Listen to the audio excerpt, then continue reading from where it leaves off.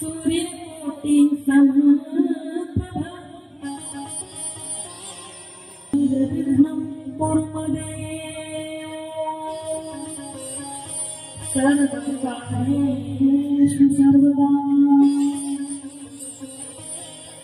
जगन्नाथ सरस्वती जगदीश्वरो बृहस्पति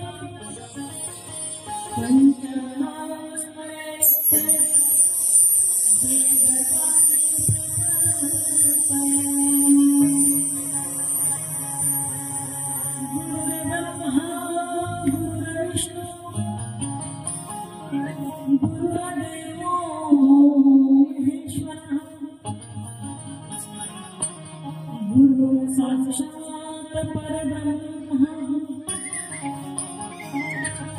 तस्मै श्री गुरवे नमः। लोकाभिरामम्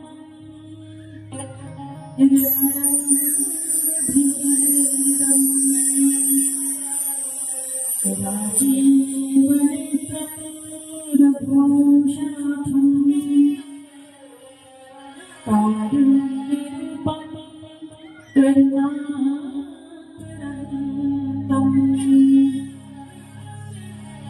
श्रीरामचन्द्रं शरणं प्रपद्ये।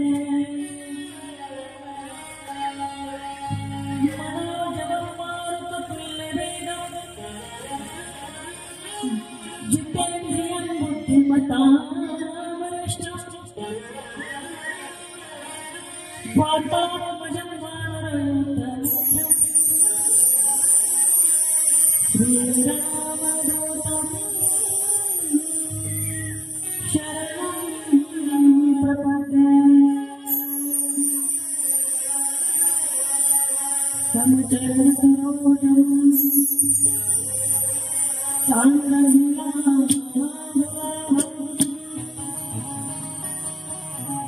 जगन्हितपाणि मुण्डनं वन्दनामि सर्वतुलसीमाला कन्दरं कञ्जनेत्रं सदैव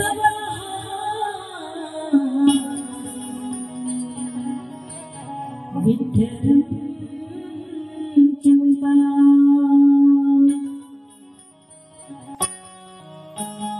नागेन्द्रहराय त्रिलोचनाय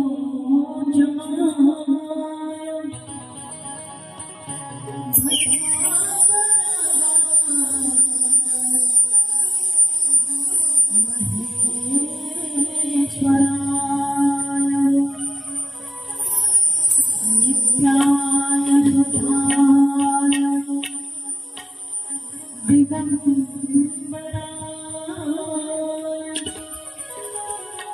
तस्मै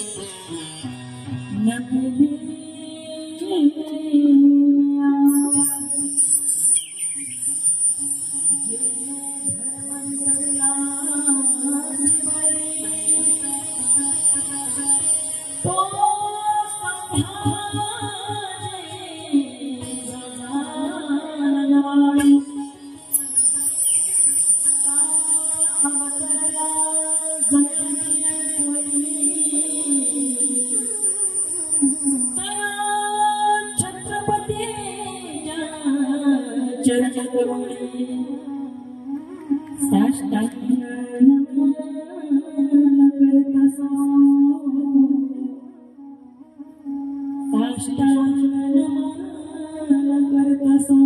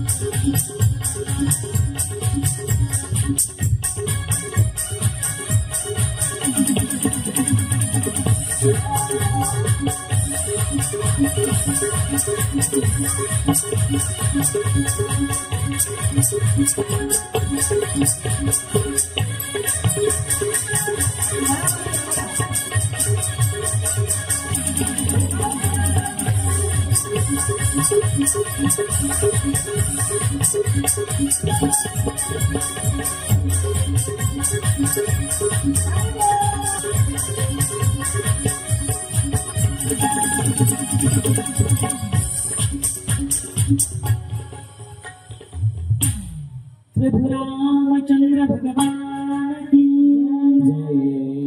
पवन सूत हनुमान की जय। रामचरितमानस की जय। पूज्यपाद तुलसीदास जी महाराज की जय।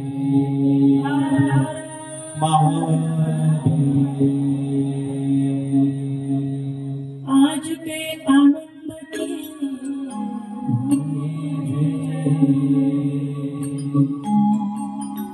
चला आज आपल्या पावन पवित्र असणाऱ्या श्री क्षेत्र पाटोदा या नगरीमध्ये या सुंदर प्रकारच्या रामकथेचं आयोजन आणि त्यातील आजचा हा 6वा दिवस सुंदर कथेचं आयोजन सर्व कमिटीतील सर्व सदस्य यांचे मी हृदयपूर्वक धन्यवाद व्यक्त करते। त्याचबरोबर सुंदर साथसंगत करणारे महाराष्ट्रातील दिग्गज कलाकार मंडळी नामवंत कलाकार मंडळी हरिभक्तपरायण सुंदर सिंधवर यांची साथ आहे आणि सुंदर गोड यांचा आवाज आहे हरिभक्तपरायण गोपाळ महाराज नागरगोजे। त्याचबरोबर ऍक्टोपॅडवर साथ करणारे हरिभक्तपरायण म्हणजे नितीन महाराज मस्के। त्याचबरोबर तबलेवर सुंदर यांची कमांड आहे प्रभुत्व आहे असे असणारे आमचे हरिभक्तपरायण आकाश महाराज पांचाळ आणि गोड आवाजाच्या धनी असणाऱ्या माझ्या छोट्या बहिणीसारख्या हरिभक्तपरायण आदरणीय आमच्या संगीताताई सोळसकर सुंदर टाळ्या वाजवत कलाकार मंडळीसाठी। त्याचबरोबर आमचे चिरंजीव असणारे पृथ्वीराज महाराज गायकवाड बाल कीर्तनकार तुम्हाला त्यांचं कीर्तन नक्कीच लवकर ऐकायला भेटणार आहे। आणि या कथेसाठी साऊंड सिस्टीम ज्यांची आहे, गोड साऊंड सिस्टीम आहे, अत्यंत गोड साऊंड सिस्टीम आहे बरं का दादांची. आमच्या अक्षयदादांसाठी जोरदार टाळ्या द्यावा. आणि तुम्ही सर्व श्रोते सज्जन मायबाप, त्यामध्ये आमचं महिला मंडळ फार प्रकाशाने कुठे महिला मंडळाची उपस्थिती जास्त जाणवते बरं का. म्हणून सुंदर ज्यांचा सहभाग नेहमीच असतो, ज्यांच्याकडे आम्ही 2 वेळेस भोजनाचा आस्वाद घेतला बरं का, आनंद घेतला, अशा आमच्या मोठ्या बहिणीसारखे म्हणा किंवा आईसारखे म्हटलं तरी वावगट करणार नाही अशा असणाऱ्या आमच्या हरिभक्त पराय आदरणीय भीमाताई, आमच्या आदरणीय जगदाळे महाराजांच्या सासूबाई. खूप विनोद झाला आमचा जगदाळे महाराजांशी, फोनवर कॉन्टॅक्ट झाला आणि बोललो.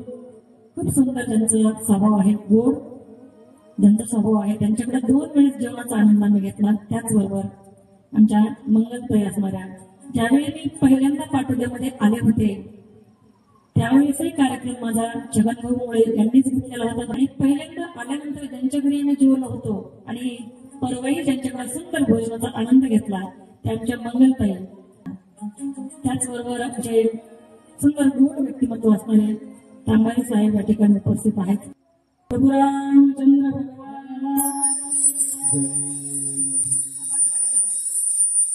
प्रभू रामचंद्रांचा विवाह झाला. विवाह झाल्यानंतर, विवाह संपन्न झाल्यानंतर प्रभू रामचंद्र आणि माता सीतेला एका सुंदर आसनावर बसवलं बरं का. आणि त्या आसनावर बसल्यानंतर जनक राजाला वाटू लागलं ती गोड दिसते, माझी कन्या काय गोड दिसते. आणि जावई तर पाहायचंच काम नाही हो, अहो तू जगाचा मालक आहे, नियंता आहे या जगाचा. दोघांकडे पाहिलं आणि मन भरून आलं जनक राजांचं. आणि विचार करतायत की आज या लग्नाच्या त्या असणाऱ्या मंचकावर आसनावर बसल्यानंतर इतके गोड दिसतात की उद्या अयोध्येचा राजा झाल्यानंतर माझा जावई किती शोभून दिसेल. विचार करतात जनकजीवर का.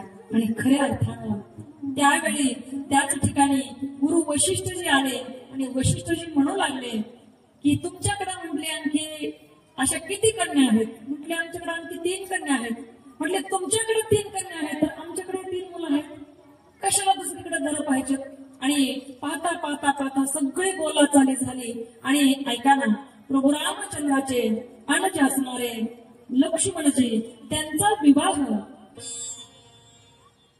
उर्मिले सोबत झालेला आहे. त्याचबरोबर भरतजींचा विवाह मांडवी सोबत आणि असणाऱ्या शत्रुघ्न त्यांचा विवाह श्रुतकीर्ती सोबत त्या ठिकाणी पार पडलेला आहे. आले होते एकच विवाह करण्यासाठी बरं का.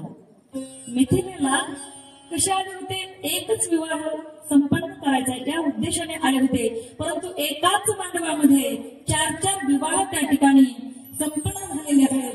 ही आपल्याला शिकवण आहे. आपण याच्यातून काय घ्यायचंय तर अनावश्यक असणारा खर्च आपण टाळला पाहिजे. एका मांडवात 4 विवाह संपन्न झाले, एकाच मांडवामध्ये पंक्ती बसल्या, अन्नदानाचा खर्चही वाचला आणि मंडपाचा खर्चही वाचला, साऊंड सिस्टीमचा खर्च पण वाचला बरं का अक्षदावर. हा बघा ना, आपल्याला हे शिकता आलं पाहिजे, कळलं पाहिजे आपल्याला बरं का. आणि म्हणून मग त्या ठिकाणी सुंदर प्रकारचे 4 विवाह एकाच मंडपामध्ये संपन्न झाले. आणि सांगितलं जातं लग्नाच्या अगोदर हे वऱ्हाड 15 दिवसांनी आलेलं होतं बरं का. लग्नाच्या अगोदर यायला 4 दिवस लागले आणि मिथिलेमध्ये आल्यानंतर 15 दिवसांनी लग्न झालं. आणि लग्न झाल्यानंतर सुद्धा अनेक दिवस त्या ठिकाणी हे वऱ्हाडवर का नुसते नवरदेव नवरी नाही, पूर्णच्या पूर्ण वऱ्हाड त्या ठिकाणी अनेक दिवस त्या ठिकाणी राहिलेलं. आणि मग एके दिवशी सांगितलं की आता काय करायचंय, आपल्याला आपल्या सर्व मुली वाटे लावायच्यात. कारण मुलगी कितीही प्रिय असू द्या, मुलीला पण कधीही कुठे सोडलेलं नसू द्या, परंतु तिचं लग्न झालं की तिला आपल्या घरी जास्त वेळ ठेवून घेऊच नाही बरं सांगू तुम्हाला. आणि मुलींनी सुद्धा आपल्या माहेरी गेल्यानंतर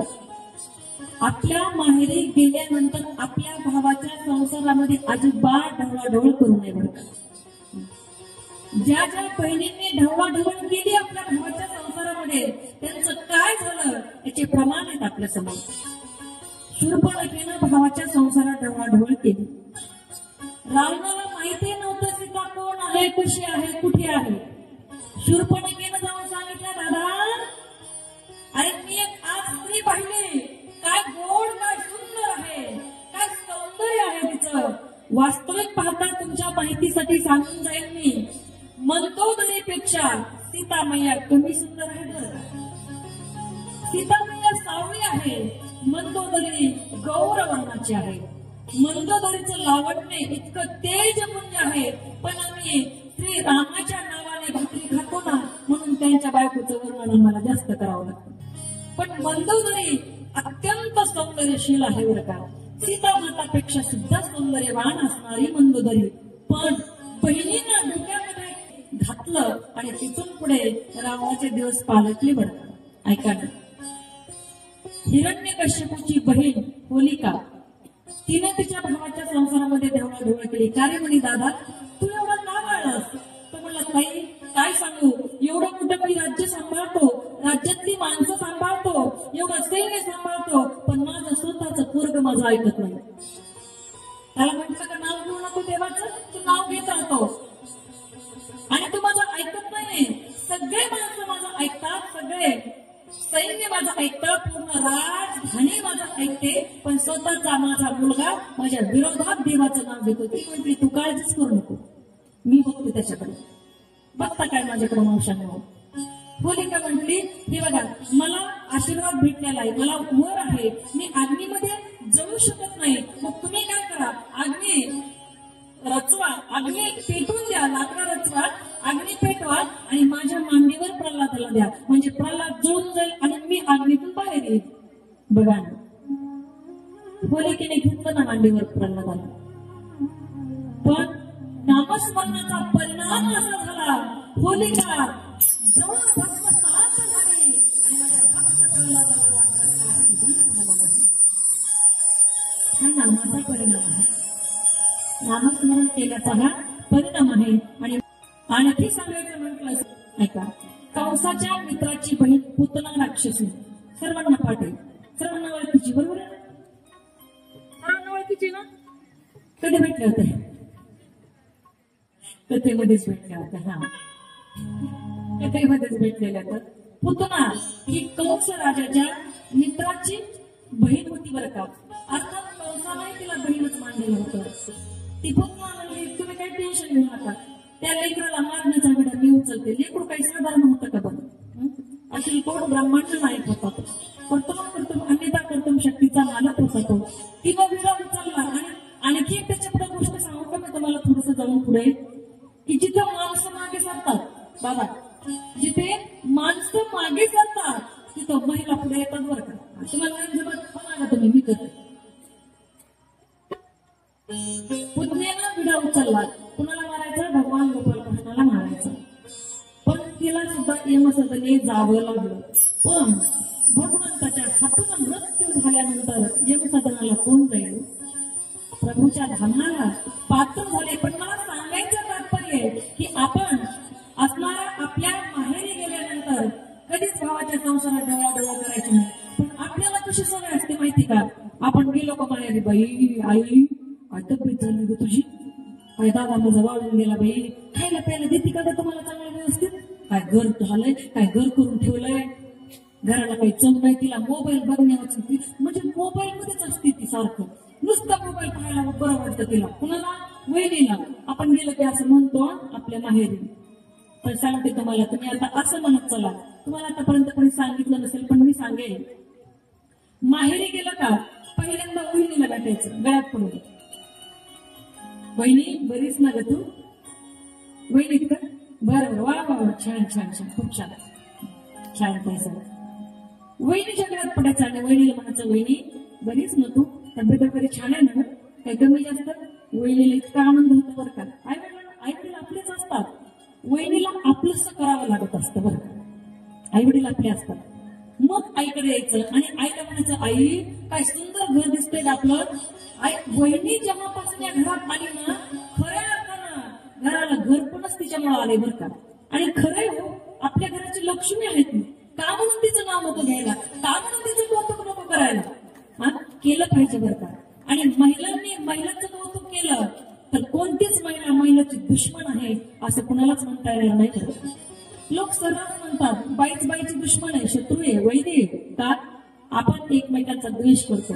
आपल्याला बघा ना, एखाद्या सुंदर साडी घातली तर आपल्याला वाटतं बाई तिला किती छान साडी, आपल्याला नाहीये. अरे तुम्हालाही भेटेल पण तिरस्कार करून नाही भेटणार. प्रयत्न करा मिळवण्यासाठी. हा, अजून सांगू, सुनबाईला जर आपल्या मुलानं 2 साड्या आणल्या ना, अजिबात जळायचं नाही तिच्यावर, अजिबात जळायचं नाही. आपल्या नवऱ्याला आपण 4 आणायला सांगायच्या बरं का.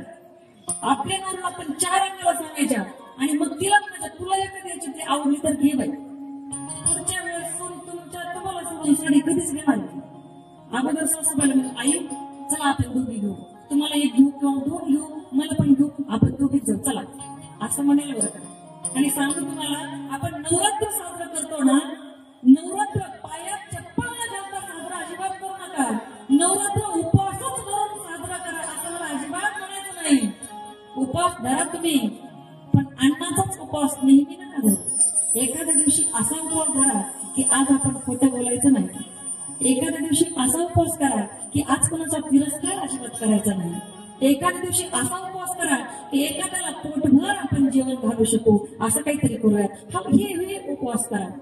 चप्पल घालायची नाही, 9 दिवस चप्पल घालत नाहीत बरं का. आणि त्या ठिकाणी उपवास करतात आणि 10व्या दिवशी दसरा झाला का दुसऱ्या दिवशी चाललंच काळी पिशवी. काय अर्थ आहे त्याला? अर्थ नाहीये. म्हणून जगावं कसं, वागावं कसं हे सुद्धा आपल्याला शास्त्र शिकवतं बरं का. खायचं कसं, किती खायचं हे सुद्धा शास्त्र शिकवतंय आपल्याला. अजीर्ण होईल एवढं खाऊ नका, शास्त्र सांगतंय. ओवेल त्याच्यासाठी आपल्या वाण्याचं नेहमी शक्य होईल तेवढं खरं बोललं पाहिजे. आपण खोट्याचा आश्रय कधीच घ्यायचा नाही, कारण खोट कधी ना कधी उघडं पडल्याशिवाय राहतच नाही. तुम्ही कितीही पॉलिश लावून दागिने घाला, सोन्याची पॉलिश करून आणा, पण ते एक दिवशी उघडं पडणारच, त्याच्यामध्ये कसलीच शंका नाही. यावर मला प्रभू रामचंद्र भगवान. मी सांगत होते, एक वाक्य राहिलं माझं सांगायचं फक्त. आपल्या माहेरी गेल्यानंतर आई वडिलांना भेटा, दादाला भेटा. दादा तू खूप भाग्यवानच बरं, तुला अशी बायको भेटली. इतकं कौतुक करायचं व्हायचं आणि 4 दिवस राहायचं माहेरी, जास्त दिवस कधीच राहायचं नाही. माझ्या माहेरामध्ये आणि माझ्या घरामध्ये फक्त 1.5 किलोमीटरचं अंतर आहे बरं, 1.5 किलोमीटरचं. पण मी 2-2 महिने माहेरी जात नाही. संगीताताई साक्षीदार आहेत त्याच्या. आईशी बोलणं झालं दुपारीचं. 2-2 महिने जायचं, 2-3 तास थांबायचं, पुन्हा आपल्या घरी निघून यायचं. 2 महिने, कधी 1.5 महिना 2 महिने जाणं होत पण नाही पहिली गोष्ट. आणि आम्ही जातही नाही म्हणता.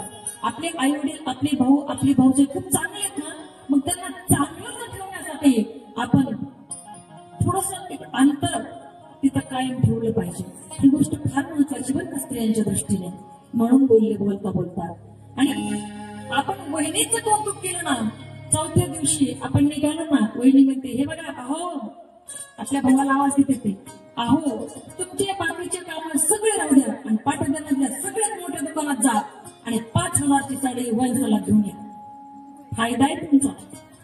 हे आपण केलं पाहिजे. बोला प्रभू रामचंद्र भगवान. आणि मग त्या ठिकाणी 4ही मुली, 4ही जावाई वाटेला सुंदर असा कार्यक्रम त्या ठिकाणी राजा जनकांनी केलेला आहे. जनकांनी वाटा लावलं, पण वाटा लावताना परिस्थिती फार बिकट होते बरं का, फार बिकट होते.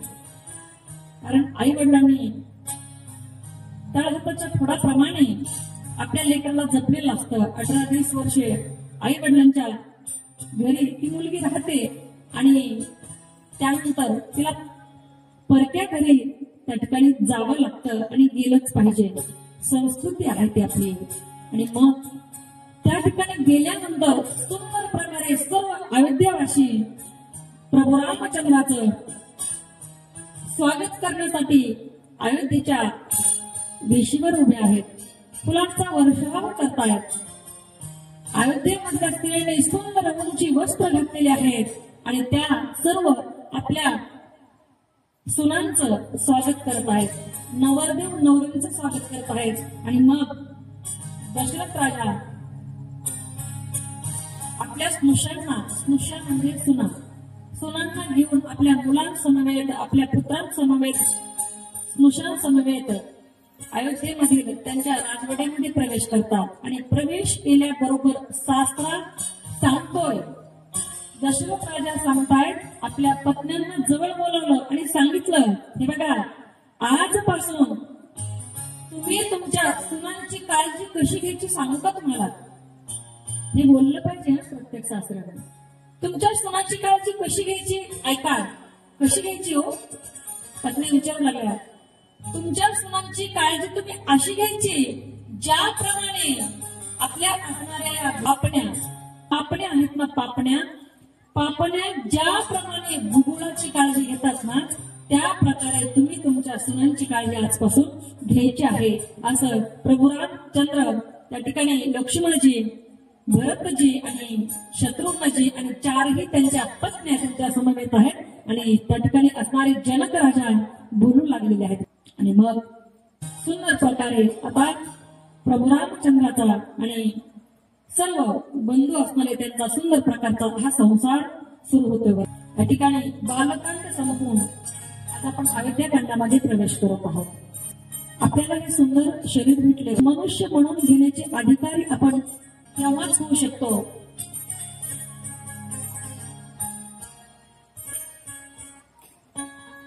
ज्यावेळी आपण भगवंताच्या नामस्मरण करू।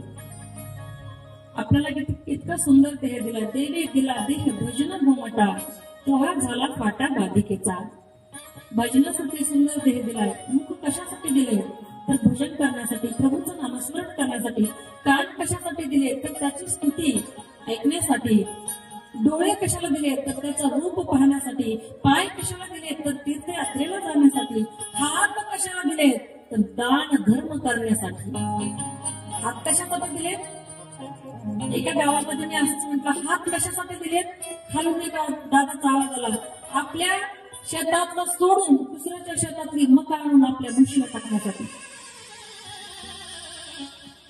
लोक करतात ना, शेजारच्या शेतात नसेल, शेजारच्या शेतातून आणायची मका कापून आणि आपल्या म्हशींना, आपल्या जनावरांना टाकायची। पण महाराज म्हणतायत, आपण मनुष्य म्हणून घेतोय ना, मग मनुष्याच्या जीवनामध्ये काय असलं पाहिजे? यशान्न विद्यान तपोन दानम ज्ञानम न शीलम न गुणो न धर्मम। ज्याच्या आयुष्यामध्ये धर्म नाहीये, ज्याच्या आयुष्यामध्ये ज्ञान नाहीये, ज्याच्या आयुष्यामध्ये नम्रता नाहीये, ज्याच्या आयुष्यामध्ये यश नाहीये, ज्याच्या आयुष्यामध्ये दान कधी घडलं नाही, ज्यानं कधी विद्येचं दान केलं नाही, ज्यानं कधी तपश्चर्या केली नाही, त्याला माणूस म्हणून घ्यायचा अधिकार नाही, शास्त्र सांगते, महाराज म्हणत आहेत। आणि म्हणून आपल्याला भजन करणं अत्यंत गरजेचं आहे बरं का। आणि भजन भजन भजन म्हणजे तरी काय बरं माहिती तुम्हाला? आदित्य सुधारो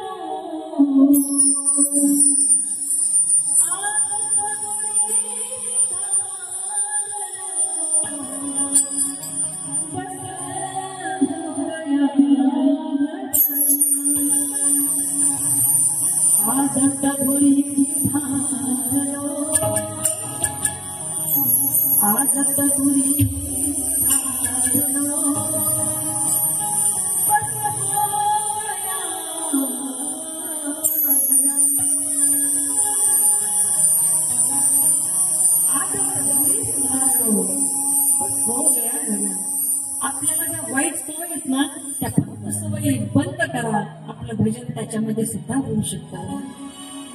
म्हणून मी आपल्याला प्रार्थना करेल, आपण मनुष्य म्हणून घेत असाल तर मनुष्याचं शरीर देवानं दिले आणि खरंच मनुष्य व्हायचं असेल तर एक बार या अयोध्याकांडाची कथा ऐकून ती आपल्या अनुकरणात आणल्यानंतर, बघा अयोध्याकांड कसं आहे, अयोध्याकांडाची कथा ऐकून आपल्या स्मरणात ठेवून अनुकरणात जर आपण आणली आणि भक्तिभावाने जर ती आपण ऐकली तर त्याचा उद्धार झाल्याशिवाय नक्की राहत नाही.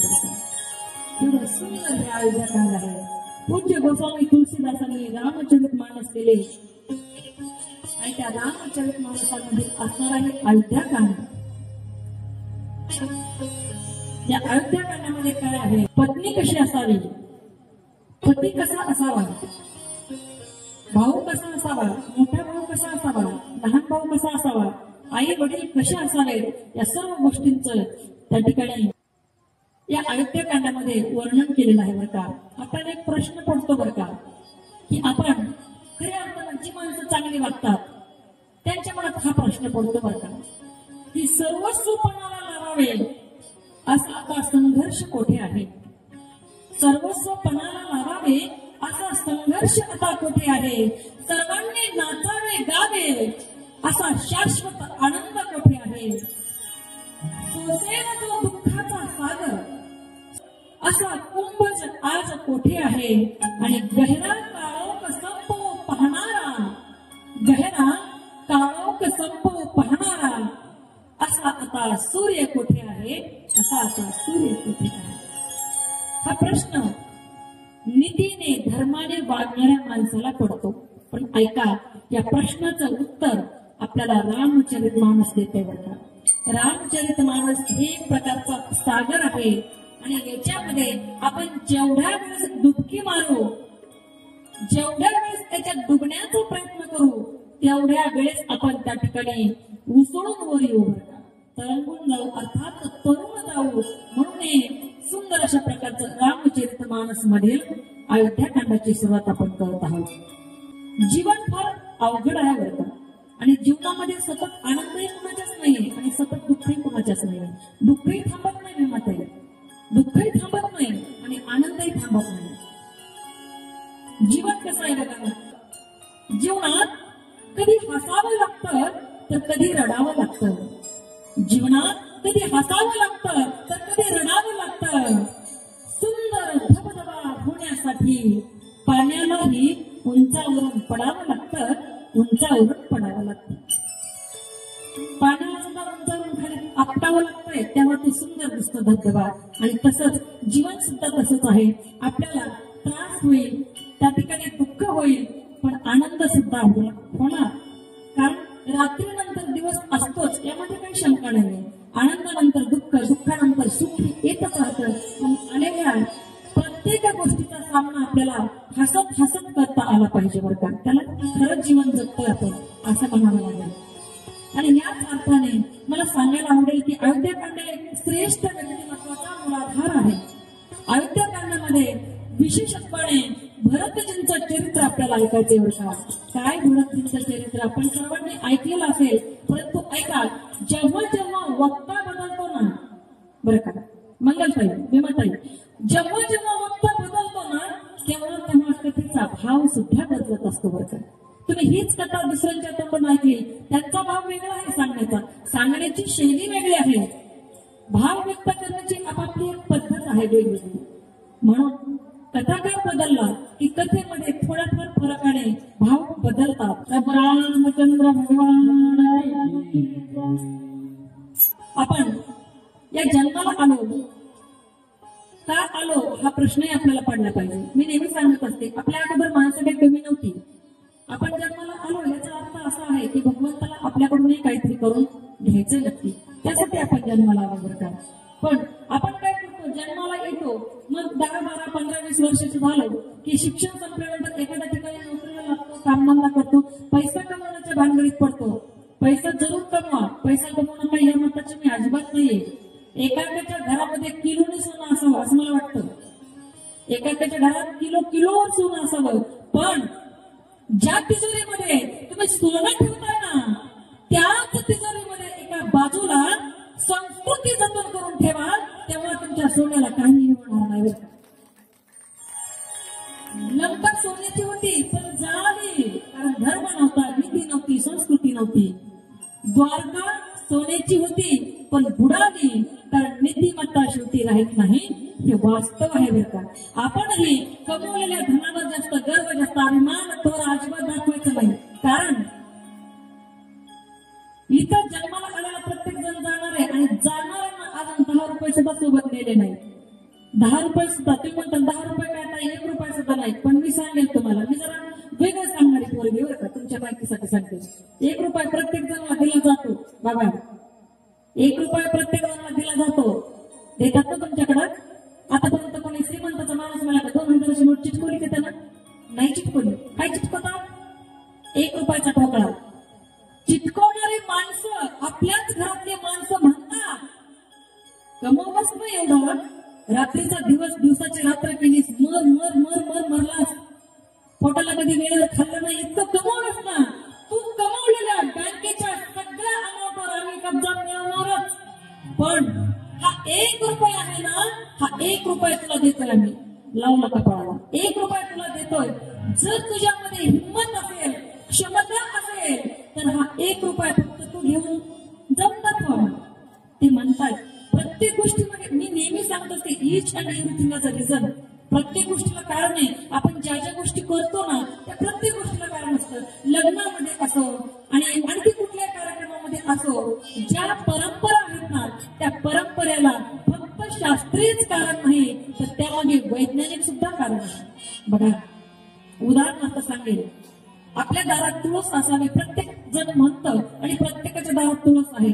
तुळस फक्त पूजनीय आहे म्हणून आपण दारात लावायची नाही बरं का. झटक पूजनीय आहे तुळस म्हणून आपण आपल्या दारात लावायची नाहीये. तर त्याचं वैज्ञानिक कारण आहे का? कारण तुळस हे एकमेव रूप आहे, एकमेव वृक्ष आहे, एकमेव ते तुळशीचं रूप आहे. ती तुळस आहे बरं का पवित्र.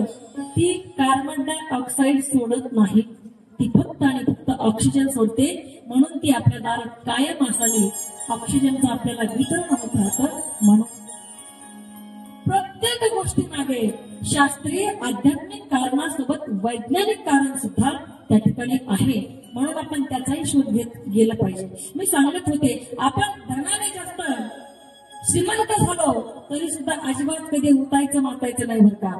आणि खऱ्या अर्थानं मला तर असं वाटतं की देवानं तेवढंच द्यावं. मी तर नेहमी म्हणते देवाला, हे प्रभु उतना ही देना ज्यामे कुटुंब समाय, मैं भी भूखा न रहूं और साधू भी भूखा न जाए.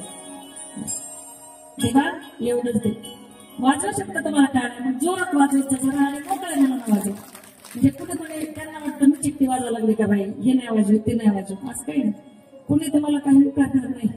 असं काही नाही टाळ्या वाजवलं की कुठे पावती फाडायला लागेल नाही का. ते रामकथा होती आणि पावती वाजायच्या कथेमध्ये तुम्ही किती टाळ्या वाजल्या, काढा त्याचे पैसे, असं काही होणार नाहीये. वाजवायचं असेल तर बिंदास वाजवा. आपल्या टाळ्याने एखाद्याला शेजारच्याला जर समाधी लागली ती समाधीतून बाहेर येऊ शकतात. माझी काही हरकत नाही, जोरात वाजवली तरी हरकत नाही. बघा मी काय म्हटलं, प्रभु राम उतना ही देना जाके कुटुंब समाए, मैं भी भूखा न रहूं और साधु भी भूखा न जाए. क्योंकि जरूरत से ज्यादा रोशनी इंसान को अंधा बना देती है. जास्त धन असेल तर माज चढतो माणसाला. ही वस्तुस्थिती आहे. म्हणून जगत असताना धनाचा त्या ठिकाणी धन अवश्य कमावं, पण तुकोबाराने सांगितलं ना कसं कमावं. जोडून उत्तम व्यवहार,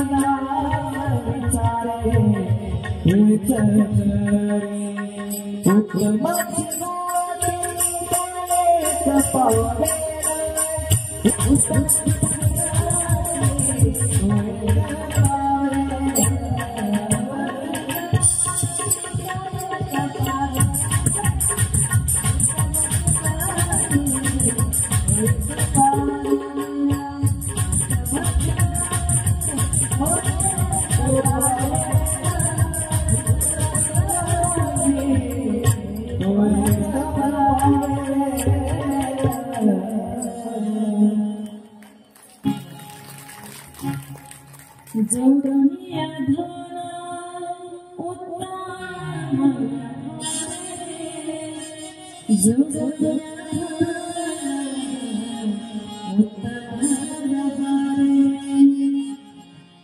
उत्तम व्यवहारातून धन जोडायचे हे आपल्याला समजलं पाहिजे बरं. पण आपल्याला समजतच नाही जीवन कशासाठी भेटलंय. बरं जीवन म्हणजे काय कळलं ना आतापर्यंत आपल्याला. जीवन आलं तर आपण या जन्माला आलोय. What is the exact definition about life. नेमकी जीवनाची व्याख्या काय. तसं पाहायला गेलं everybody has different definition about life. Suppose for example cricketer says cricket is life, actor says acting is life, writer says article is life, poet says poem is life, singer says singing is life, teacher says teaching is life, housewife says work is life, little child says playing is life. But I must say, life is a very small gap between birth and death. So that in this gap, be happy and try to make others happy. Enjoy every moment of life.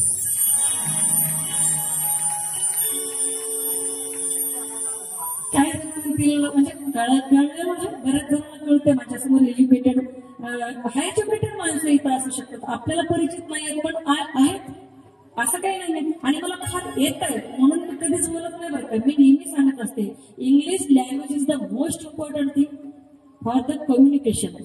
जळणवळणाच्या साधनासाठी इंग्रजी भाषा अत्यंत गरजेची आहे. आपल्या लेकरांना आपण ज्ञान पूर्णपणे दिलं पाहिजे बरं का. आज माझी मुलगी माझ्यासोबत कधीच मराठीत लवकर बोलत नाही. तिच्यासाठी मला काही नाही सापडणारे शब्द जगात येत आहेत ते पण मला डिक्शनरीमध्ये पाहून घ्यावे लागतात. म्हणजे आपल्यापेक्षा चांगल्या व्यक्तीकडे आपण बघत गेलो का आपण शिकत जातो. आणि खालच्या लोकांकडे बघत गेलो का असं म्हणलं का ह्याला तर माझ्या इतकं पण येत नाही, आपल्याला खूप येत आहे. मग माणूस काहीच शिकू शकत नाही. आपल्यापेक्षा ज्यांना जास्त येत आहे सांगा तुम्हाला प्रपंच करत असताना कधी आपल्यापेक्षा खालच्या म्हणजे आपल्यापेक्षा परिस्थितीनं गरीब असणाऱ्या माणसाकडे पाहून प्रपंच करा. आणि परमार्थ करत असताना आपल्यापेक्षा उंच व्यक्तीकडे पाहून परमार्थ करा. तेव्हा तुमचा परमार्थ सफल होणार. त्याला इतकं पाठ आहे ना मी पण करणार होतो त्याच्यापेक्षा जास्त पाठ करणार. इथं तुम्ही जर असं म्हणाल तर तुमचा परमार्थ नक्की सुकर झाल्याशिवाय राहणार नाही. का भेटले आपल्याला जीवन. जीवन म्हणजे काय तर जीवन म्हणजे जन्म आणि मृत्यू मधला अगदी छोटासा अंतर दॅट इज कॉल्ड लाईफ. त्याचं नाव जीवन आहे. मग ते किती असेल सांगता येत नाही. 100 वर्षाचं आयुष्य दिलंय खरं देवानं पण कोण 100 गाठतंय होता. कोण गाठतंय 100. इथं 50 वर्ष सुद्धा पूर्ण व्हायला माणसाला अगोदरच ऑनलाईन तिकीट बुकिंग चालू. पण आहे ना तो जोपर्यंत हे जीवन आहे ना तोपर्यंत आपल्याला समजलं पाहिजे मिली थी जिंदगी किसी के काम आने के लिए मगर वक्त बीता जा रहा है कागज के टुकड़े कमाने के लिए. क्या करोगे इतनी दौलत कमाकर. न कब्र में अलमारी है न कफन में जेब है, न कफन में जेब है न कब्र में अलमारी. और ये मौत के फरिश्ते रिश्वत भी नहीं लेते. मृत्यू इथं आल्यानंतर तो म्हणून त्याला पण म्हणलो हे बघ माझ्या आयुष्याची कमाई ही 10-5 लाख रुपये आपल्याकडे असतील तेवढी कमाई त्याला द्यायची. त्याला म्हणायचं मला अजून 2-4 दिवस देणं वाढवून द्या. नाही भेटू शकत. आपल्याला मोजून श्वास दिलेले श्वास संपले इथून जावं लागते बरं का. म्हणून धनाने कधीही सुख प्राप्ती होत नाही. धनाने तुम्ही भौतिक वस्तू विकत घेताल. तुम्ही कॉट विकत घेताल. कॉटवर 10,000ची गादी घेताल पण झोप कुठून घेणार. झोप कधी येते माणसाला माहिती आहे नाही.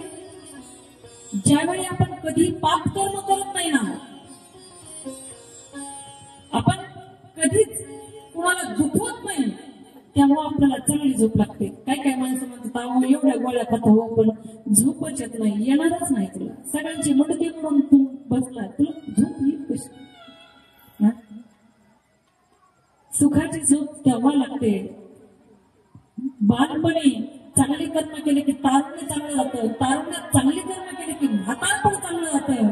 आणि म्हातारपणात चांगले कर्म केले की मृत्यू आपला सुखकर होतो बरं का. म्हणून आपण चांगले कर्म करत राहिले पाहिजे. बोला प्रभू रामचंद्र भगवान की जय. प्रभू रामचंद्राने सर्व पांडवांचा संसार सुंदर प्रकारे सुरू झालेला आहे. अयोध्यावासियांच्या अंगावर सुखाची एवढी वर्षा होते, एवढा वर्षान होते सुखाचा. प्रभूला पाहून, सीतामायाला पाहून पाहून ती अयोध्यावासी थकत नाहीये. काय गोड, काय सुंदर आम्हाला भाग्य भेटलंय. आमच्या भाग्याला पारावर नाहीये. आम्ही त्या प्रभूला दररोज पाहू शकतो. आणि 11 वर्ष गोस्वामी तुलसीदासजी वर्णन करतात, 11 वर्ष त्या ठिकाणी सुंदर संसार त्यांचा चालू होता.